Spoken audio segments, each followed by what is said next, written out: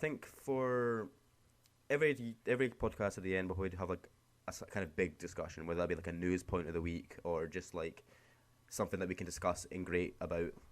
And for this week, in the last like past week, I'm sure a lot of people are aware that Colin Trevorrow's original script for episode 9 the actual script hasn't been leaked online, but a lot of industry people have seen it and they've been talking about it. And obviously, a lot of people will question if it's real or not, but so many people have been confirming it, and Colin Trevorrow have been liking like tweets about it. So I think, obviously, if it turns out not to be true, then we're sorry for giving everyone false information. That's our bad. But it's on us. Yeah. Sorry, Colin. Yeah, sorry. I'm sure your movie would have been good even if this isn't it, but this is the script that we've been apparently told this is what originally the movie was going to be like before JJ overtook the production of the third movie. Now, I haven't seen this at all. No. So this came out, well, to peel back the curtain, we are recording this on Tuesday. 21st of January. Yeah, I don't know when this is coming out. It's coming out later this week. Not sure what day. Yeah, so it's been several days since this has been out. Yeah, so basically I just avoided it because I saw it and I knew we were doing this, and I had a feeling Jordan would be bringing it. That's me. I bring the goods. Basically, I seen like bits and pieces of it, but it was only yesterday where I properly looked at the whole thing and saw like basically the movie in full. So I'm going to try and zim past it as quick as possible because obviously it's quite long. But first off, I'll just say I'll say the full opening crawl that apparently was going to be the opening crawl. Okay. And you can just tell me your thoughts after I read it out. So I want to, from the start, say the Emperor's not in this version of the movie because it was before. That was JJ's idea. Right. So Colin Trevorrow didn't have that in his plans. So this is the opening crawl. The iron grip of the First Order has spread to the farthest reaches of the galaxy. Only a few scattered planets remained unoccupied. Traitors' acts are punishable by death. Determined to suffocate a growing unrest, Supreme Leader Kylo Ren has silenced all communication between neighbouring systems. Led by General Leia Organa, the Resistance has planned a secret mission to prevent the annihilation and forge a path to freedom. So, obviously, I feel a lot of that's quite vague. Like, there's not any, like, obviously, in, like, the actual open call, the first line's, like death speaks. The dead speak, the Phantom Emperor or whatever, so it's a lot of details. This is a bit more generic, saying they're trying to silence communications, and, like, just the Resistance and the First Order are still button heads, basically. It's interesting, because, as we say, the actual opening call of Rise of Skywalker is very specific and kind of goes, this is the plot. Yeah. Like a lot of the opening crawls do. I feel some of them don't, I feel. Some of them are also, like, if you look at New Hope, I guess there's a bit more specifics in New Hope, but... It's definitely vague.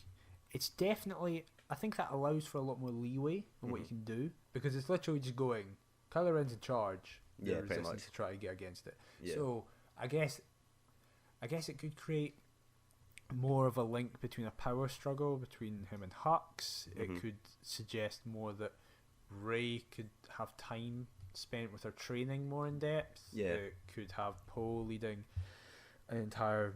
Exactly. I mean, he did. So many story threads can come from that opening crawl. So, yeah, like you said, it's a lot of leeway. But the movie gets in a lot of weird shit later on. So, like, specifics are coming. Okay.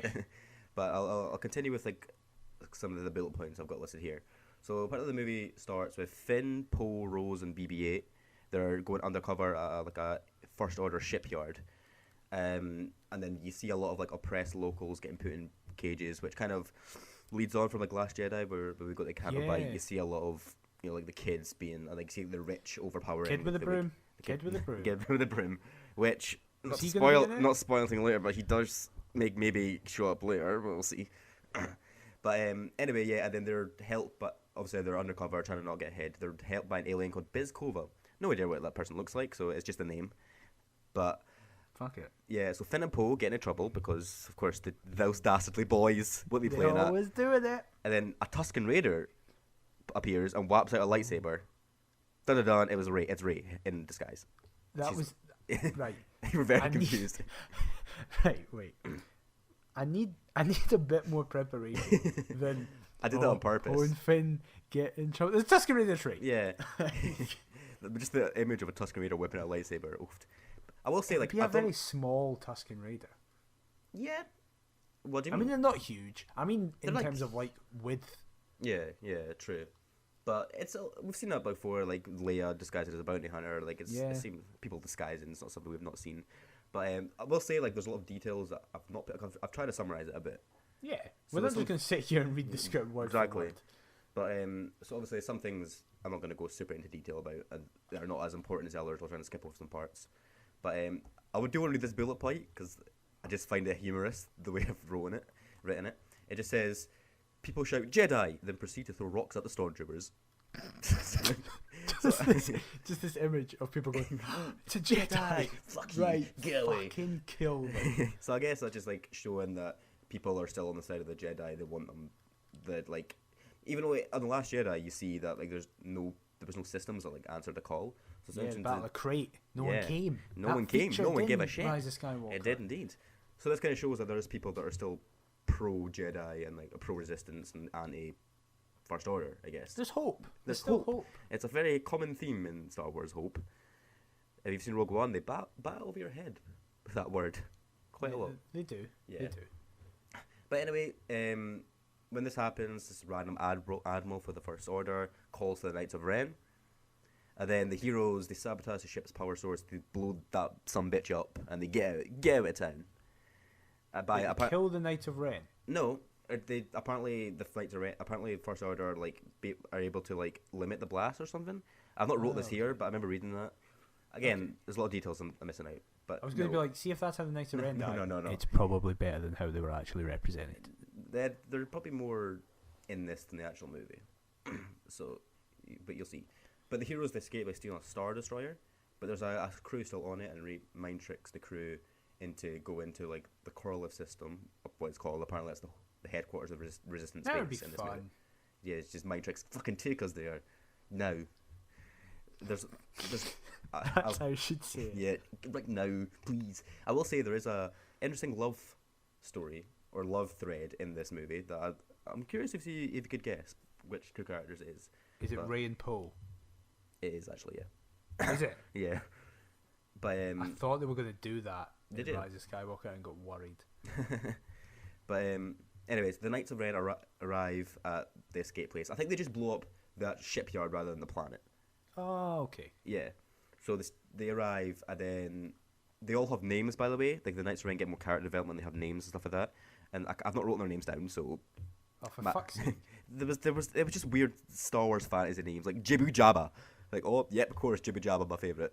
I'm pretty sure there wasn't going to be another character called Jabba. Yeah, it's his son. You don't Who know is what's... now a Knight of Ren. You don't know what's hiding under that mask. There could be a hut. Could there? No. But anyway, this is... Maybe it's a baby hut on, like, top of a mannequin robot thing. It's three baby huts with a trench coat on. Oh, that would be so good. That's... In my head canon, that is what at least one of them is. No. We didn't get... There was nothing to say it wasn't. Exactly. It was so little that it could have been anything. Yeah, it could have been that. But anyway, the leader pulls out the Darksaber and kills the Admiral. So apparently in this, the leader got a hold of the Mandalorian Darksaber. I was about to say, yeah. Which is interesting, because this script would have been written before the Mandalorian. That's true. Yeah, so I don't know. Obviously, it's set so much after that, so they could have just said, "Oh yeah, you got it at some point." But great. This is like the first. There's a lot of Clone Wars references in this. A lot of prequel stuff as well, which is a part I like about it, because I feel like the actual sequels we've got kind of hide the prequels a bit and try to avoid them. Yeah, they're literally just like their own things. Yeah. Well, this seems to try and incorporate it a bit more, but you'll see more about that later. So, after that, it cuts to Coruscant, which is a very prominent planet in this movie. This was one of the things I saw before I read it properly. I was like, Coruscant, okay, weird. But there's a lot more explanation in it. So, the first time we got to Coruscant... Did you say Coruscant or Coruscant? I say Coruscant. I think that's how Qui-Gon says. Because that's when he goes like, "I'm taking these prisoners to Coruscant."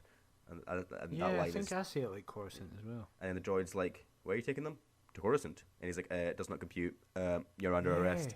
That's the one line that for some reason I remembered. Someone saying Coruscant. I don't know why. I just find it really funny. Not like Padme across the entire prequel trilogy speaking about Coruscant. No, the millions of Jedi Council scenes, the Senate scenes. No, that one battle droid on Naboo. He's my boy. Palpatine say it about 8 times in that speech where he ends with, "I love democracy." Probably. I think he does. Yeah. But no, the droid on Naboo for me, thanks. Okay. But the first time we go to Coruscant, we see Hux overseeing an execution of that alien, Bez Kova, that apparently they took her, that helped them out. And you see kind of Coruscant is still like an alive planet, but there's a lot of poverty, and the rich are like crushing the poor underneath their feet, basically, like literally as well. That would be really interesting, actually, Yeah. to see Coruscant post prequels. Yeah, it would be really interesting, but we'll never see it, unfortunately. But it just makes me sad that we're never going to get that 1313 video game that was in. That's every time I hear Coruscant, I just get sad because it looks so good. Well, it's going to be a fun few minutes. Exactly. So basically, then Hux wants to know where Kylo Ren is. Cut to where Kylo Ren is. He's on Mustafar, which is actually Which he was in that's Rise. where he Yeah, was in the I never knew start, that the yeah. first time because I was like, that looks like Mustafar, but I didn't know it was actually Mustafar. Yeah, because It never says. when he's flying in with these knights, and you see the planet, I was like, oh, that's Mustafar, and then it lands in the trees. Yeah, and I was it's like, that's there's not... no trees on Mustafar. What are you talking about? But I guess it's a big planet, so I guess But I I'll think decide. the argument was actually that I don't know how official this was. Yes, so I think I've that- just been seeing this. you might it be was on. like Vader's gone, so the planet is like rebuilding itself. I saw a almost. thing that apparently in the Vader VR game, he like activates something like in his castle or something, and it creates life around or something like that.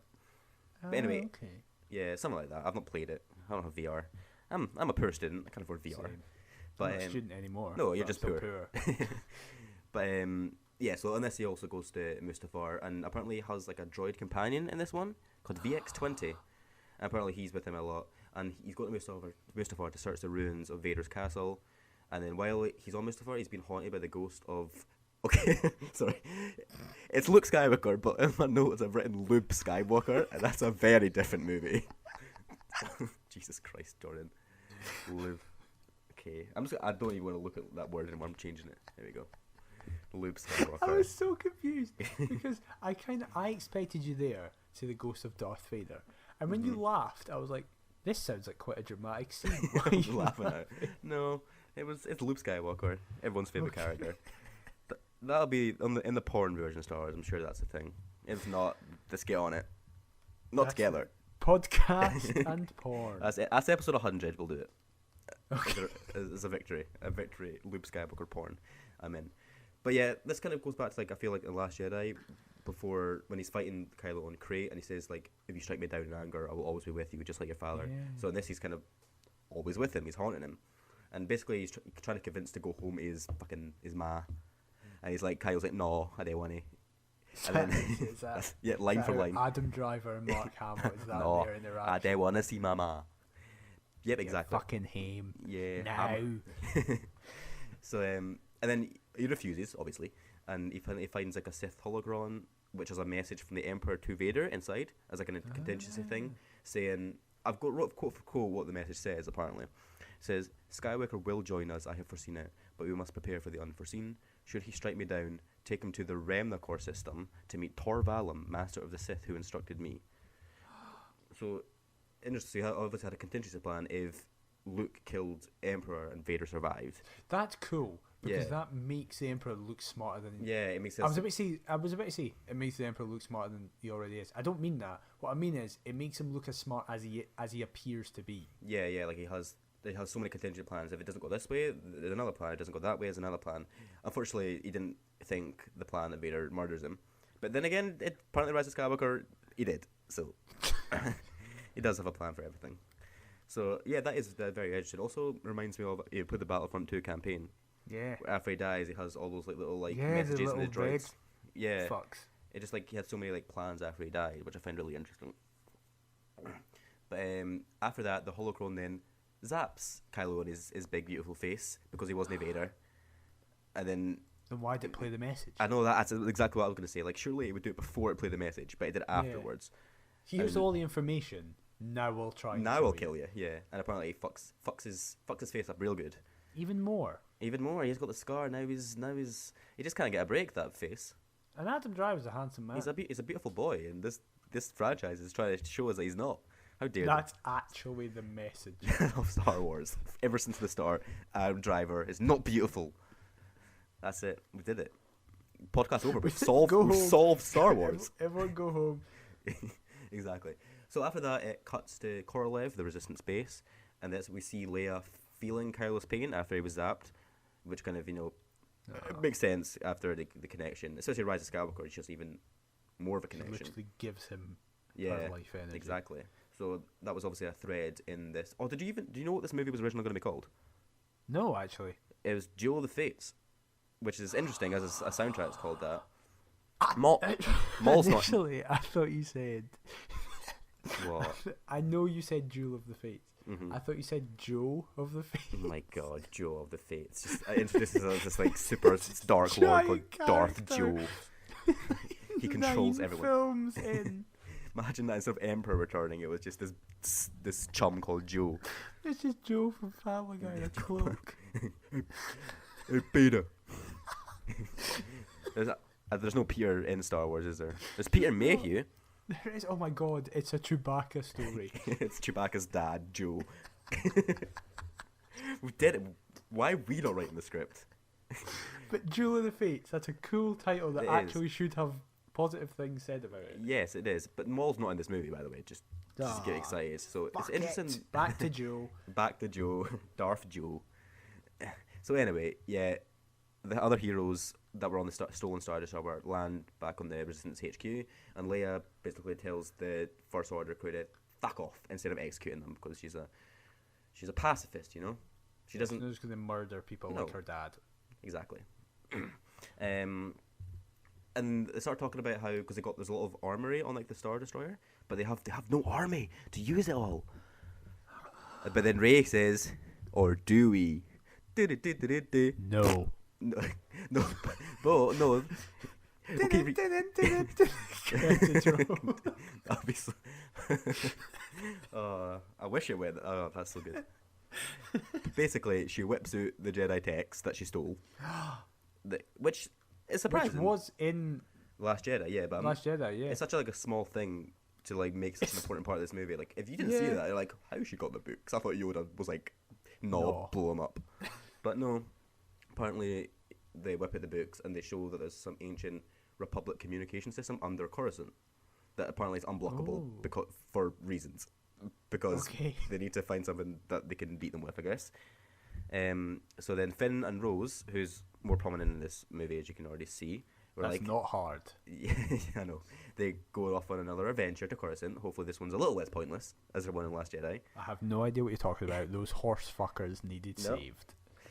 Daniel, they literally didn't do what they were going to do. They were supposed to just deactivate the thing. They didn't.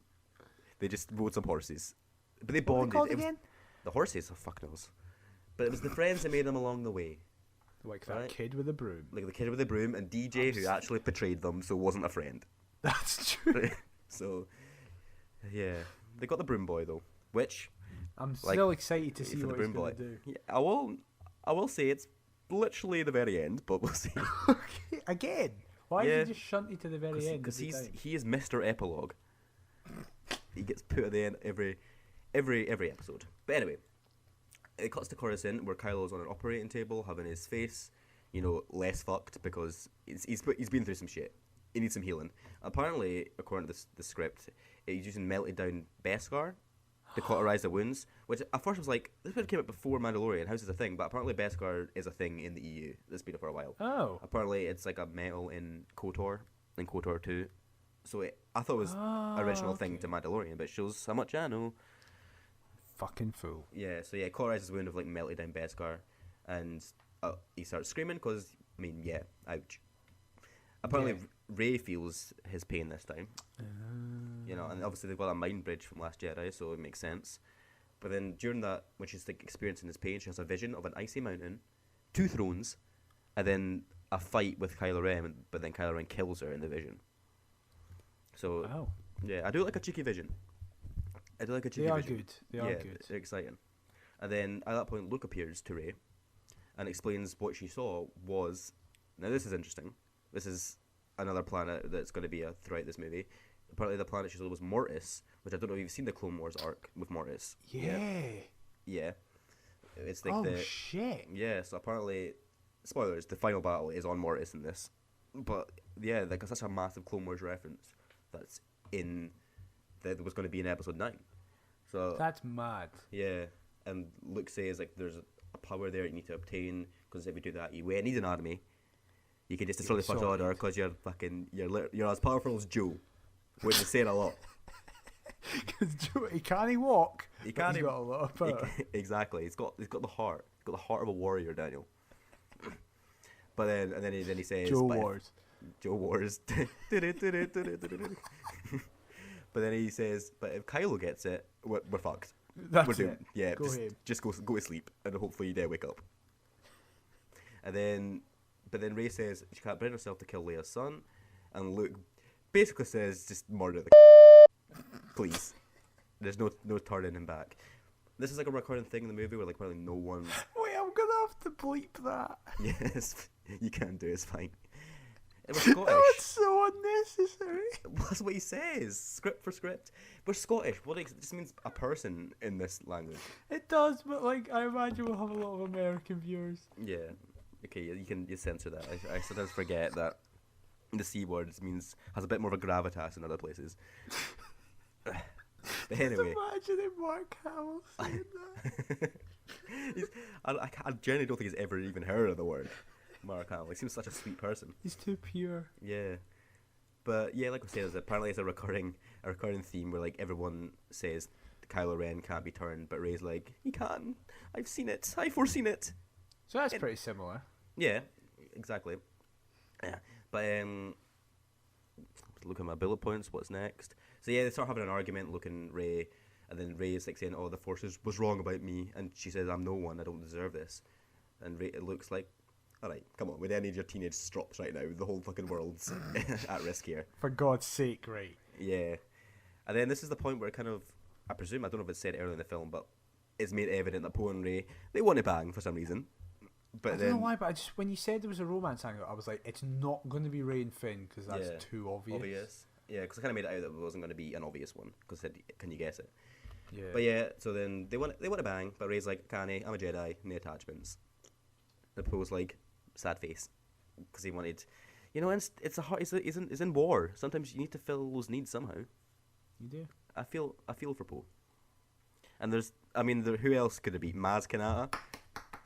That was me. I dropped the bottle because I was so shocked at the suggestion. Maz Kanata. Why? She's probably attractive for her species. Is she? I've not seen any other species. They could be all like beautiful goddesses. She's like somehow the ugly duckling of the whole species. Imagine that.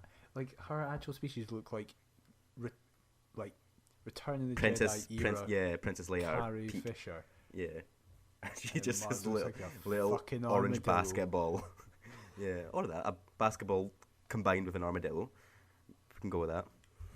Anyway, so next, you see Kylo has a new mask, which apparently makes him breathe like Vader. Because you got to get that fan service somehow. Everything has to be like the originals in some way. Pretty on It's a bit much. Yeah. I don't know how exactly it was. Apparently it makes him breathe weird. Which I don't think was needed, but... No. He says to Hux that he's close to finding the Sith power he is seeking, and then when we see Hux has a secret collection of lightsabers for some reason. I found these inside. Look, I got them really cheap at a flea market. Look, Kylo. There was this robe on the floor in an island. And I was like, yes, please. I went in this fucking swamp. There was just a lightsaber on a bed. I was like, yes, please. So I guess he just maybe, I don't know how many he has, but maybe just along his ways he's found lightsabers. There's a very specific lightsaber we're going to see later on, which is interesting. I don't know. You sound like you know what it is. I don't think you do. No, I'm just excited. Yeah. So anyway, that leads to Kylo destroying Vader's helmet because he says that Vader was actually weak because he loved people. Love is bad. It is. Yeah, and then he bounces to Rem Nakor, which apparently that weird Sith boy that trained Palpatine was. I thought it was Plagueis, but... I was about to say, what happened to him? Yeah, no, he doesn't exist. He was just a story. No. What? It's a Darth... Have you ever heard the tragedy of Darth Plagueis the Wise? It was just I have, a story. and it's been very prevalent to the entire arc of Star Wars up until this point. True. He did Why has he just Palpatine. Why has he been Maybe there was written two out? trainers. I don't know exactly if he actually trained him or it was just some sort of figure in his life. Just don't question it. It's hard. It is hard to like review this because obviously it's just a script rather than actually seeing the movie. It'd be so different. But anyway, Poe says he knows a Force-sensitive person, apparently, who can help Rey find Kylo, because Rey wants to turn him. That's why she wants to go see Kylo. But no one thinks he can be turned except Rey. Rey believes in love and hope and all the nice emotions. And Poe, surely, if he's helping her. I mean, I guess so. Maybe she's just like, he really wants in her pants, so he needs to do it somehow. Stop ruining the child magic. Everyone has pleasures that they need to satisfy, you know. Even in space, doesn't change. Even buddy BB-8 probably gets some ball ass. You can cut that. Right, let's move on. Right, I'm gonna move on. They embark on a quest. Rey, Poe, Chewie, and BB-8 apparently embark on that quest. Yay. Then Finn, Rose, R2, and C-3PO. R2 actually does something in this movie, I apparently. was literally just about to say, so R2 is actually involved. They arrive in Coruscant. Then Finn speaks to Rey through the Force. He's like, good luck. And she's like, ta.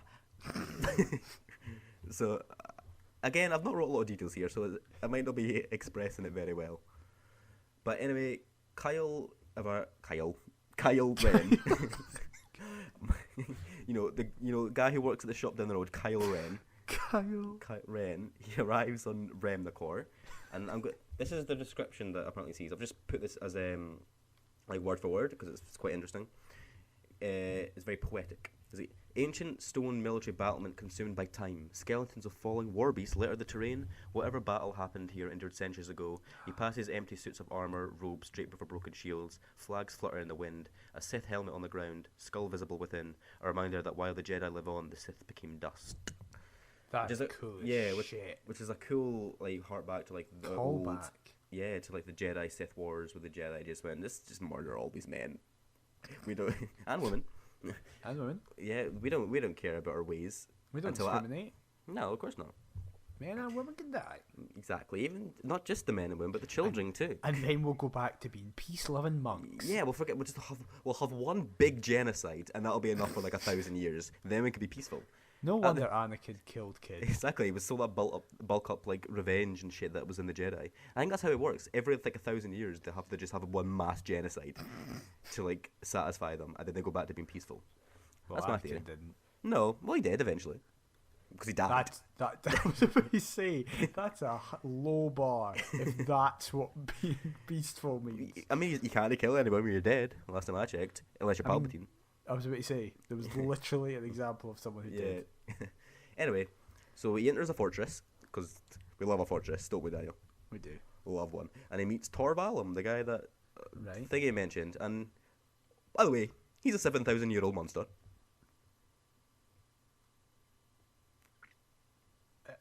I just wanted to linger on that for a moment. I'm sorry? I've seen this concept art of this. There's a lot of concept art for like the original script, and he's just this big blob of beef, this fleshy spider thing. And Kyle actually asked if he is Plagueis, and he's like, "No, you fucking stupid idiot! I don't look like Plagueis. I'm a spider. I'm a big slab of meat on legs. No Plagueis." Do you seriously think I'm wise? I mean, like, a 7,000-year-old, you got to be wise in some regard. Being meat. Exactly. He's like a butcher. He's like the perfect. He knows everything about meat, nothing else. He's the head of Burger King. He is the Burger King. So yeah, Kylo meets the Burger King, and apparently he tells him to take his place among the gods of Mortis. But first, he needs to sever his past or die, because everyone has to be dramatic in this universe apparently. It can't just be like, do you just want to join me? Just sever the past, or just maybe not, but sever the past or die. But only Sith steal in absolutes, Daniel, as we famously know. It's their thing. Exactly. Even though everyone deals in that. There's so many times with Jedi, there's a situation where they clearly there's only a right answer and a wrong answer. Two options. Yeah. And they're just like, we're gonna go in the middle. It's like that's not how it works. It's like, do you want a pancake? It's like, yes, but also like pancakes are actually bad for my calorie count. And it's like, just say yes or no. It's like chicken or fish. Chish. That's exactly. not a thing. Fickin doesn't exist, Mace. For the 9th time. You can't have Fickin. It's like, yes, but only Sith steals an absolute. You're banned from the butchers. Get out. He's just been like Hull. As does. An as does in the hull. He really wants fish, but he knows he can't. It's actually a sad existence for the Jedi. They can't just pick something. How have we turned this script into Joe Wars with a Hull butcher and Mace Windu unable to buy fish? With a Burger King spider. Burger King spider. We'll have to add a twist on it somehow. You know? I'm just saying, people listening, expect this level of quality going forward. I thought you were going to say expect us to do the new trilogy or something after our writing techniques. I don't want to spoil anything about the new movies, but we might be involved somehow. That's all I've got to say about it. But the wars in the stars are going to be between KFC and Burger King. Exactly. With the Sith Lord is the Burger King himself, and Joe from Family Guy. He's the Colonel. He's the Colonel. Oh my God, what have we created? I'm moving on. I can't. We've still got a bit to go, Daniel. Actually, not that long to go. This is you summarising. Well, it's because we keep fucking delving in weird tangents that I can't get through. It actually gets really interesting in a minute as well. So okay. Yeah. I just want to say another bullet point that I've got so little here. So basically, afterwards, so he tells him to take his place among the gods of Mortis. Does the whole dramatic speech, you're gonna die or die. Then he teaches them how to use the Force to consume life, like how Palpatine did to Ben and Rey at the end of the actual Rise of Skywalker. Apparently this slab of meat teaches Kyle how to do this. And then after that, I've just got one bullet point that says, Finn and Rose discuss poverty. And then it goes right back to Kylo. What a fucking cut. I presume they're just like, they see some shit on Coruscant and they're like, this is sad. But I've not read anything else, so I honestly can't say anything else, so that's all we're getting. So back to the Sith slab of beef. What a fucking... Just imagine that in the film. Like this massive moment. Like it just Kylo's cuts to them. being taught the ancient life Sith ways. as a concept can be cheated. And then I like the idea that it's just Daisy Ridley and Oscar Isaac. It's not Rey and Poe. I said Finn and Rose, not Rey and Poe. Fuck, it's Finn and Rose. I just want to say that John Boyega says the word poverty, and then Rose says yeah, and then that's it. Cuts back to Kylo. We need to get through this, Daniel. I'm sorry. Right, let's go. So then Kylo practiced his new ability on a boar, because fuck that boar. It's like why did Force Sensitive people hate pigs? Luke choking the pigs, Kylo's sucking the life out of a pig. Jesus Christ. Anyway, then after that, Valem, or Tor Valem, or I can't remember his name, I think that's what it was, tells him to enter a cave because there's a virgins in the Force. He goes like in the every cave that ever exists in Star Wars. There's a see a cave? That's a virgin's cave, I tell you. It's like it's just a cave. It's virgin's cave. Get in. Turns out he's right. It is a virgin's cave because Darth Vader shows up. Boom. Obviously not actually Darth Vader, like a vision of Darth Vader. Yeah. I don't know if it would be like Darth Vader, like James Earl Jones in a suit, or maybe or Hayden Christensen voicing him. I don't know what they would do for it. It wouldn't be James Earl Jones in a suit. No. That would be the tiniest, pudgiest Darth Vader. It could be on stilts. You know what I meant? I mean, if it was James Earl Jones and he was in a suit, it was two separate points. Alright, okay. Yeah. I genuinely thought you meant get James Earl Jones. Not even a Darth Vader suit, just a suit, like a chicken suit.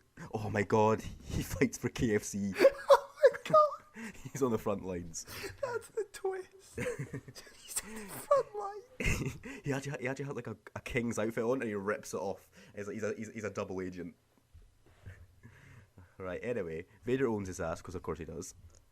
Kylo gets angry. And he's like, "Tell me where Mortis is." And Valem is like, "I'll tell you, but you're not worthy." So Kylo then drains his life. There we go. That's it. That's the end of the fucking beef boy. Now we go back to the A squad of Rey, Poe, and Chewie. They get jumped by the Knights of Ren. Oh no. Oh no. And then I wrote here, there was probably more description of what happened, but I said Chewie yeets one of them into the air and kills him. Apparently that's what happens. And then brilliant. Then Rey fights a leader, and then out of anger because she's losing, Force Lightning's the sucker. Just like in Rise of Skywalker. So apparently interesting because she's not a Palpatine in this script, but they still make her use Force Lightning. I guess just to show that she's tapping in the dark side. Yeah. So that was an oopsies on her part. It was. That's an oopsies. that's my new catchphrase. If something bad happens, I go, that's an oopsies. That's not contained. It's out of spite. It is now. But during the fight, she has more visions of the icy mountain and the two thrones, apparently a recurring thing throughout the movie. And after that, because Rey says she needs to go Mortis by herself, Poe was like, nah, we need to go together. So she tries to mind trick him to leave. It doesn't work, but then she kisses him, and that lets his guard down, and it works. Is that how it works? I guess if you kiss someone, it makes their mind weaker. No, I guess a distraction, it's a they're overcome with another emotion, which means they're able to tap in it. I guess I can understand it, but it's also it's a bit mean kissing someone just to mind trick them. But I was going to say, is that consent? I mean, I think he wanted to kiss her, but she just isn't kissing for the right reasons. Actually. That's true. Yeah, they did. I said earlier they want to bang. I made a whole speech about how Poe deserves it. Well, you're not there. I tried to erase it from my mind. That's fair. Anyway, we go back to Coruscant. Finn and crew successfully light the beacons, and they send out a message spoken by Leia. So it's kind of A New Hope, help me, Obi-Wan Kenobi, A New Hope. But she displays it to all the Outer Rim, trying to recruit boys and girls. So it's the equivalent of what Lando and Chewie go and do. Yeah, pretty much. But we actually kind of see it, because that's kind of done in the background. But we actually see her do the message, and apparently it cuts to different planets, like Trandosha. Apparently we see Bosk. That Bosk received the message, and apparently goes to Tatooine, and just familiar planets we've seen. But then Kylo, I've wrote this, and there's literally no other more descriptions. I don't really understand how he did it, but Kylo uses the Force to stop the message. Don't know how. He was on a different planet. He just used the Force. Listen, we've had things happen in actual films with less description than that. That's true. The whole mind bridge in The Rise of Skywalker, I guess, is a bit of a stretch, so I'll accept it. But then this bit I really like, because my problem with Finn, I feel like after Force Awakens, his arc was kind of done, and everything else was kind of unnecessary. Well, not unnecessary, but it didn't really develop him further. Do you mean after The Last Jedi? No, I meant after Force Awakens. What happens at the end of Force Awakens again? I just meant his whole him of defecting from realising that he wants to fight for a different cause. That's true. Last Jedi, I feel, he didn't really develop anything further other than he has now a love interest. He could have had a really good end. If he sacrificed himself, yeah. Yeah. But this, because I literally had this thought after Rise of Skywalker, I feel this would have been cool. So basically, he fights a stormtrooper, but then during the fight, he kind of convinces him to break free. So I like the idea of him breaking free, and then he's using that thing he's done to do it to other people. And That'd be cool. Yeah, apparently in this script he convinced him to. He befriends him and then convinces him to break free. Little Stormtrooper Steve is now Finn's friends. It's cute. Then Leo meets with Lando. Did you just call him Leo? Did I? Maybe I mixed Leo and Lando. I think you just went Leo met with Lando. Well, it's been a long podcast. We have been going for a long time. Yeah. I'm going to try and get through it a bit quicker now. So Leia meets with Lando, asks for his help against the First Order. He says, oh, I promised Han that I would protect you, but you being here, I can't do that. So he declines her offer and tells her to leave, basically. Apparently it's some sort of, clubby, very much like a Lando planet. You'd expect him to be on, a sort of, party girls. Yeah, exactly. And then it cuts to Rey and Kylo. They arrive on Mortis at the same time. Not together, but, on different parts of the planet. They arrive at the same time. And then when that happens, the final battle between the Resistance and the First Order begins in Coruscant. Rey climbs the icy mountain, meets some fucking robed fuckers who aren't Jedi. Just some boys in robes. I guess some sort of they'll be force powered, just force sensitive kind of force prayers, religious people. Could be similar to the crowd in Palpatine's thing on Exegol. Yeah, that's true. But I don't think these people are necessarily Sith. They're sympathizers. They're just kind of Force sympathizers, I guess. Kind of like Chirrut from Rogue One. That's my kind of picture in my head.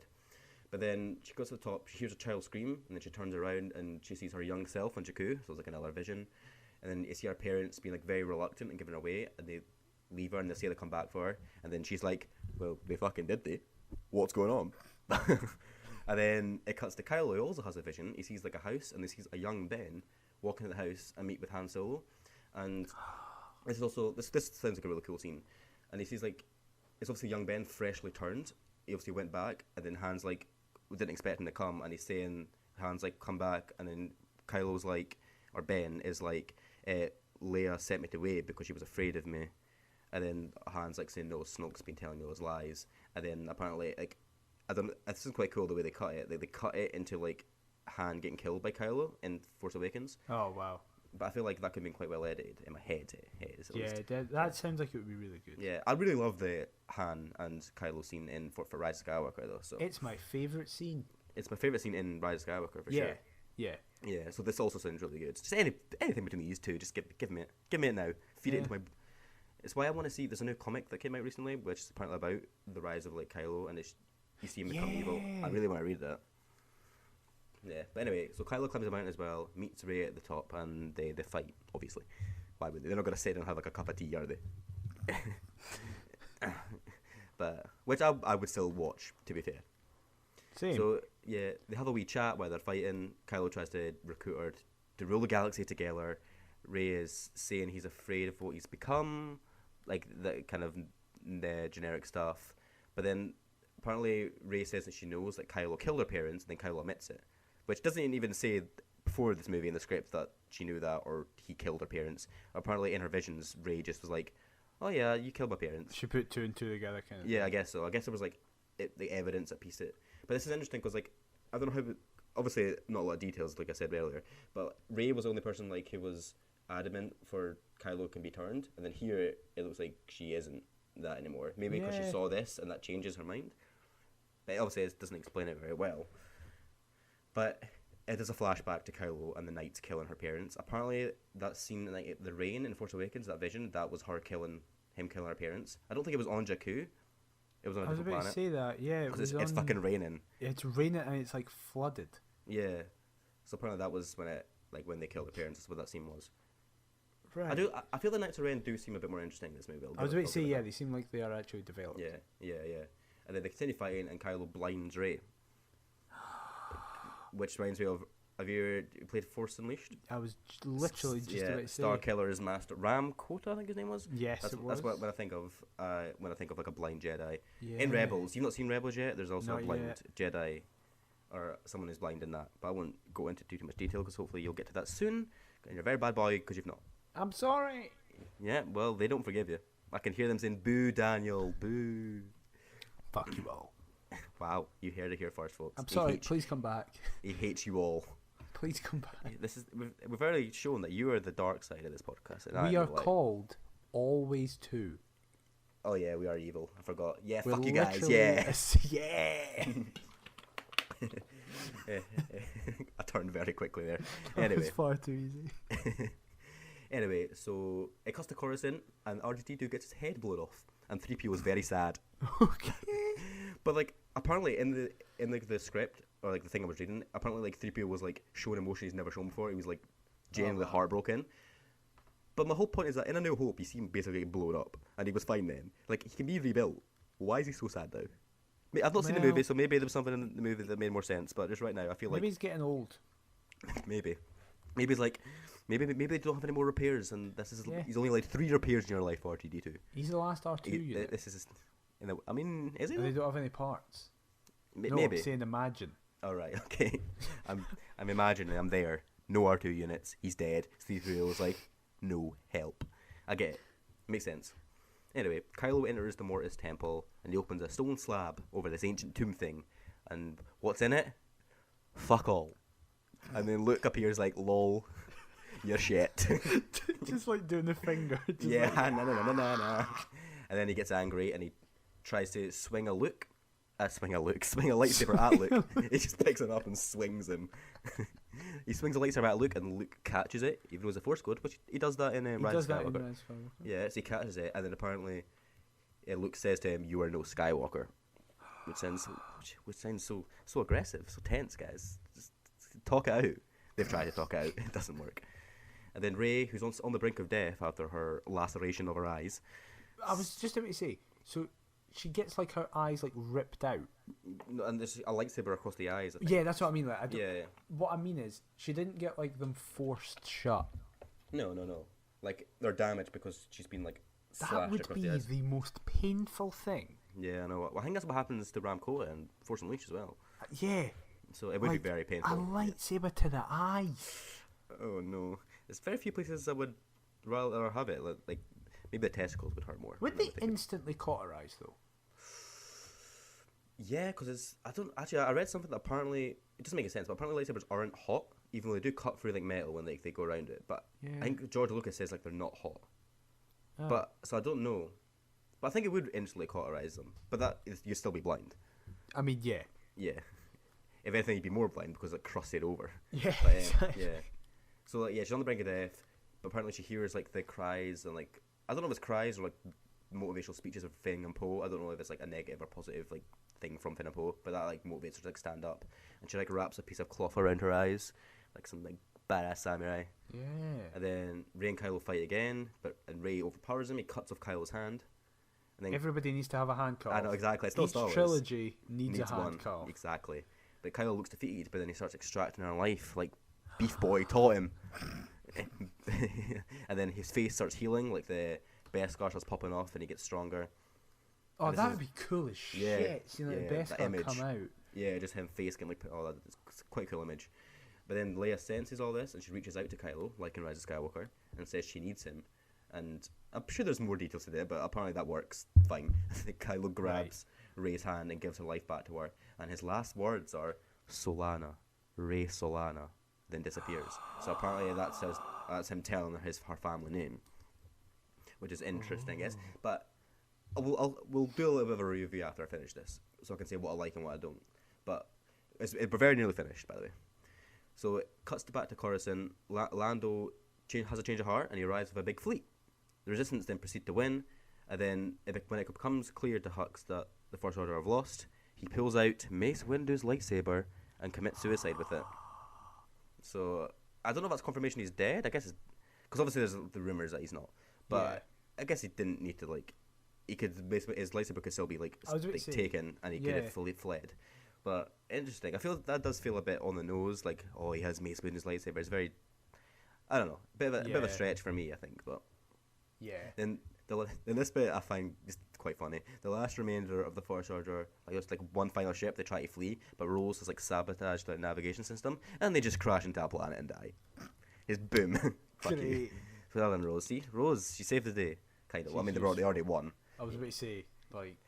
But she got that one last extra hit. That really, showed it to them. Yeah, dastardly boys. That was the most important hit. Yeah, of course. Yeah, exactly.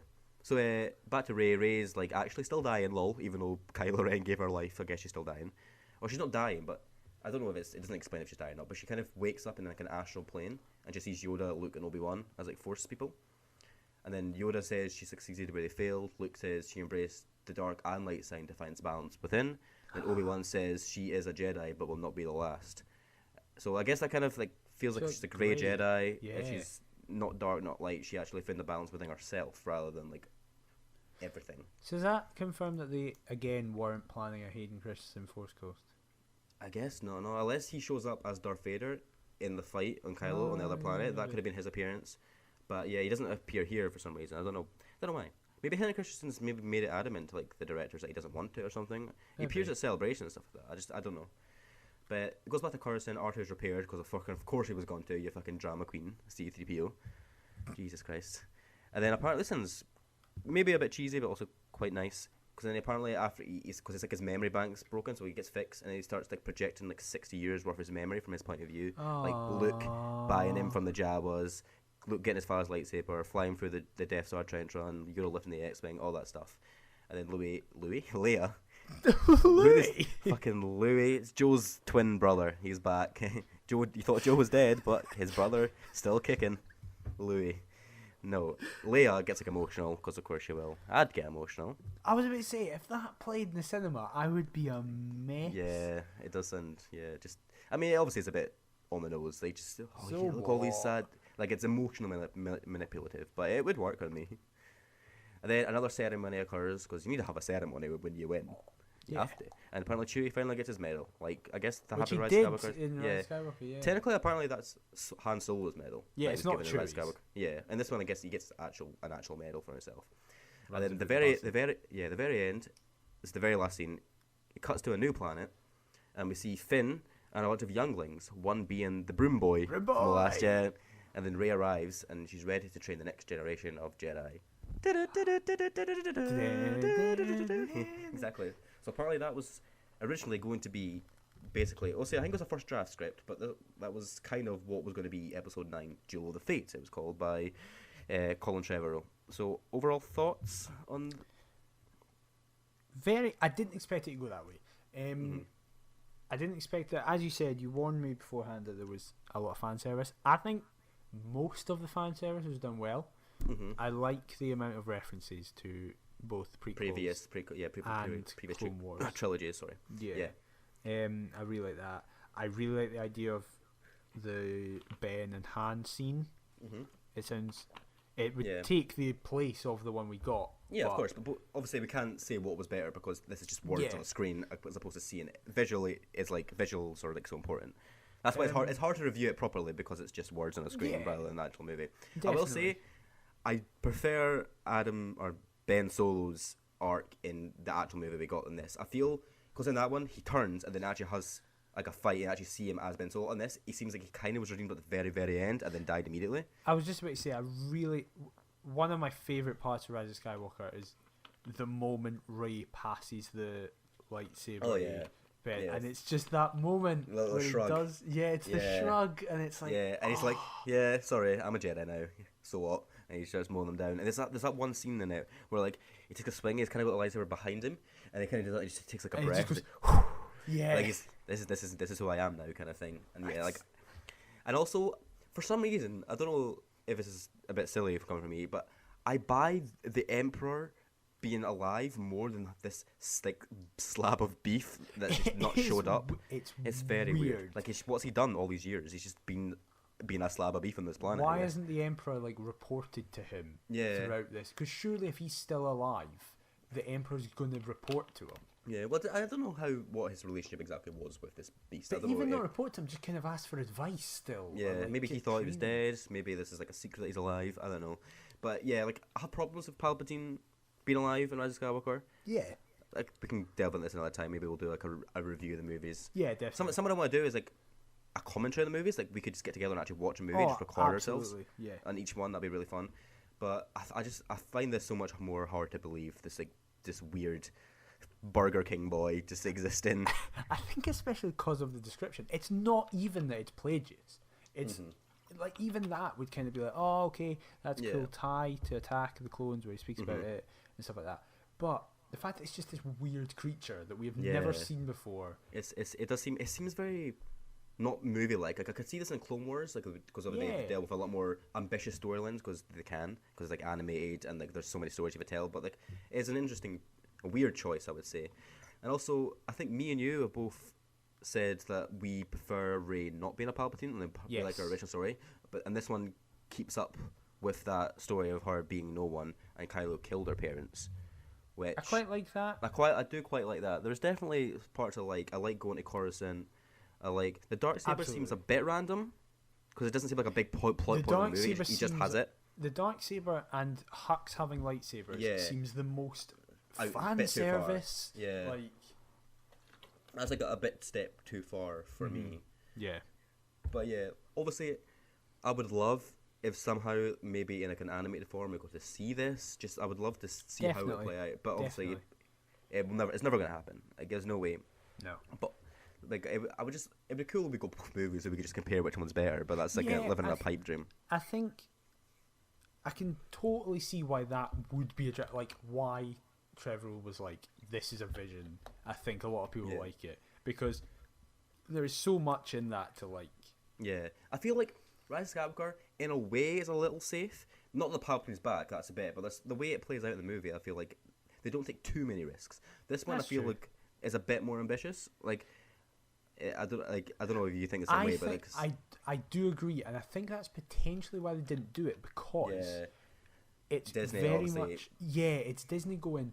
That's relying a bit too much. They literally have a suicide in this as well, which I don't think Disney would fly. That's true. Green like that.